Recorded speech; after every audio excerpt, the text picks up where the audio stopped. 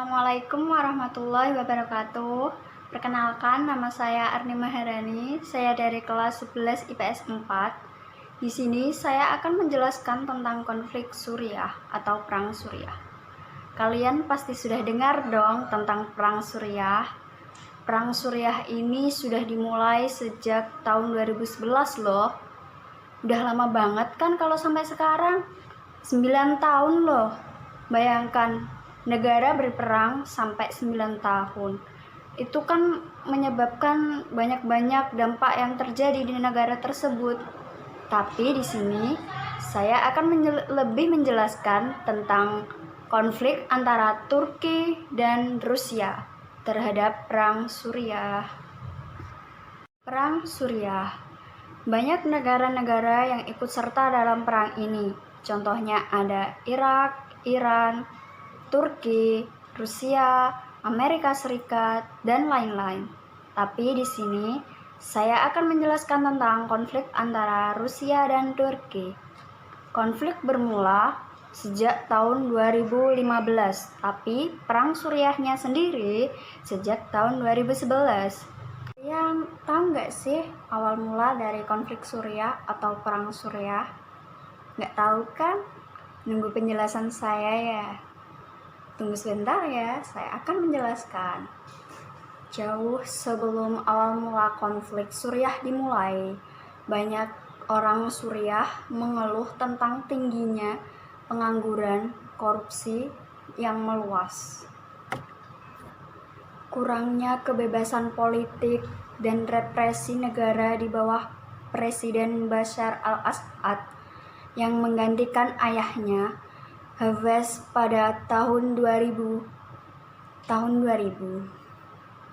Awal mula perang Suriah terjadi pada bulan Maret 2011. Demonstrasi pro-demokrasi yang terinspirasi oleh Muslim Semi Arab atau Arab Spring meletus di kota-kota daerah. Awal mula perang Suriah terjadi setelah penggunaan kekuatan mematikan pemerintahan Suriah untuk menghancurkan perbedaan pendapat tersebut, segera memicu demonstrasi nasional yang menuntut pengunduran diri presiden.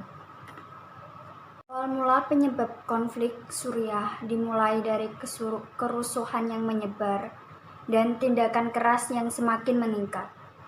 Para pendukung opisi meningkatkan senjata pertama untuk membela diri dan kemudian mengusir pasukan keamanan dari daerah mereka. Assad berjanji untuk menghancurkan terorisme yang didukung oleh pihak asing dan memulihkan kontrol negara.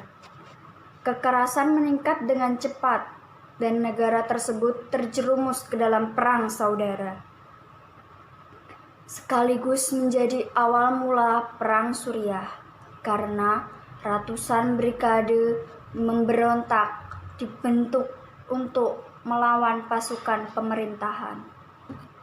Sudah tahu kan awal mula perang Suriah terjadi? Sekarang saya akan menjelaskan tentang Rusia yang ikut bergabung dalam perang Suriah. Rusia memasuki konflik pada tahun 2015 dan telah menjadi sekutu utama pemerintah Assad sejak saat itu.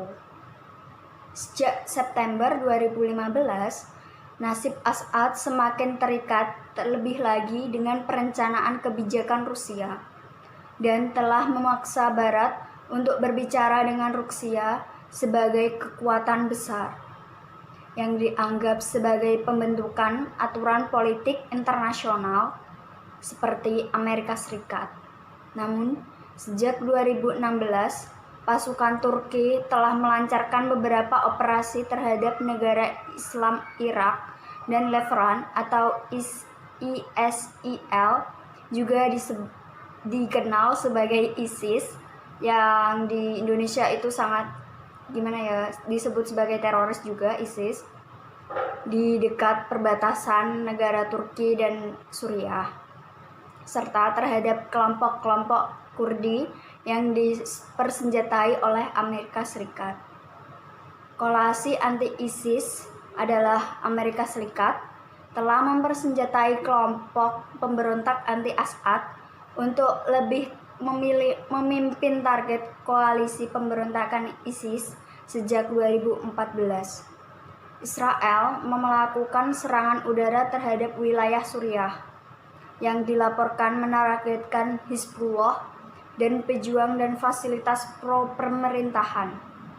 Pertama kali pemerintahan udara Suriah menembak jatuh sebuah pesawat perang Israel adalah pada bulan Februari 2018. Baru-baru saja kan? Baru 2 tahunan itu terjadi sehingga menyebabkan konflik semakin memuncak. Jadi udah tahu kan awal mula penyebab konflik, lalu Rusia yang ikut serta dalam perang dan Turki. Sekarang saya akan menjelaskan tentang kondisi terkini perang tersebut.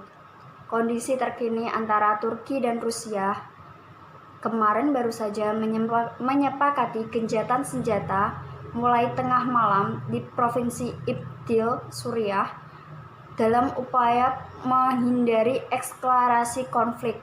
Itu baru saja terjadi sekitar bulan Maret inilah baru saja saya nonton TV dan lihat berita tersebut.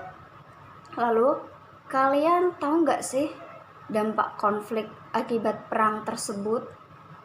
Ada banyak loh dampak konfliknya. Yang pertama, banyak korban jiwa yang berjatuhan di antara negara-negara tersebut. Orang yang tidak bersalah ikut dalam menjadi korban.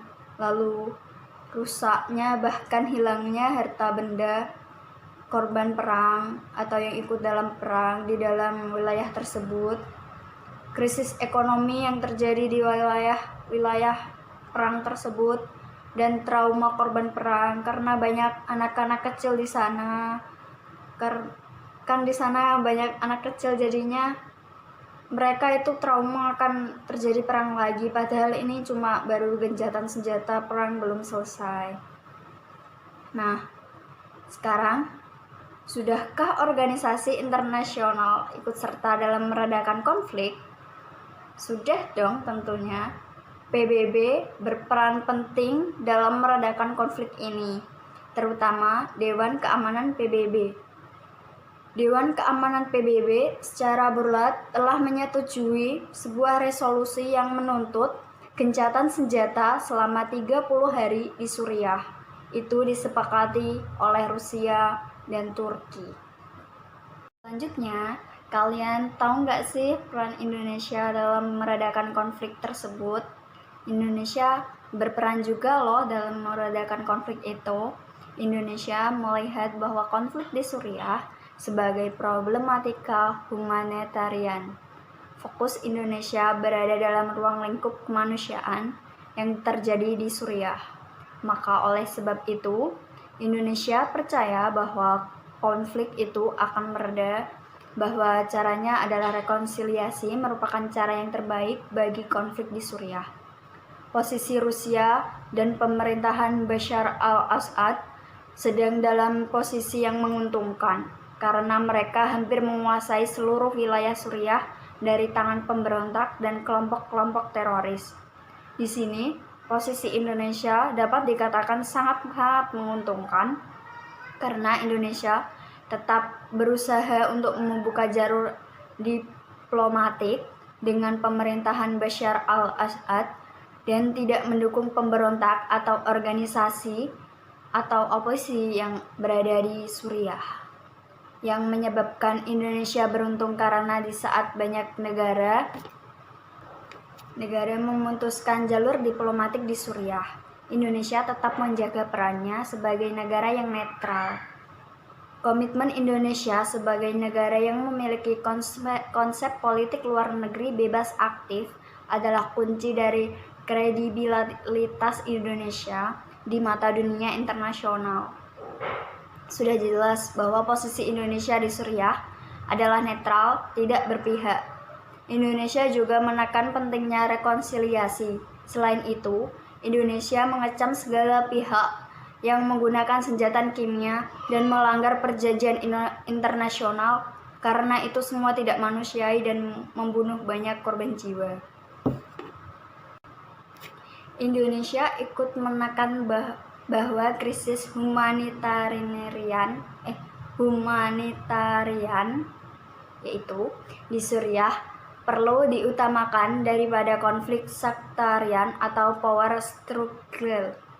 Namun, dengan posisi Indonesia yang sangat idealis, akan ada banyak tantangan berupa tekanan dari beberapa negara yang berperan di konflik Suriah kepada Indonesia. Karena posisi Indonesia sebagai negara yang populasi muslim terbesar di dunia adalah kunci legitimasi strategis moral bagi negara-negara keterkaitan di alam konflik Suriah. Selanjutnya, bagaimana pendapat saya agar konflik itu mereda atau upaya penyelesaian konflik? Menurut saya pribadi, upaya yang sangat sesuai adalah cara negosiasi yang dilakukan oleh beberapa pihak yang terkait supaya mereka damai terlebih dahulu. Setelah mereka damai, barulah cara rekonsiliasi itu dilakukan agar beberapa negara itu tidak bersitegang lagi dan tetap rukun. Begitulah penjelasan dan secara singkat atau lebih lama lagi secara singkatlah penjelasan dari saya. Jika ada salah-salah kata atau yang lainnya mohon dimaafkan ya. Sekian dari saya. Wassalamualaikum warahmatullahi wabarakatuh. See you next time.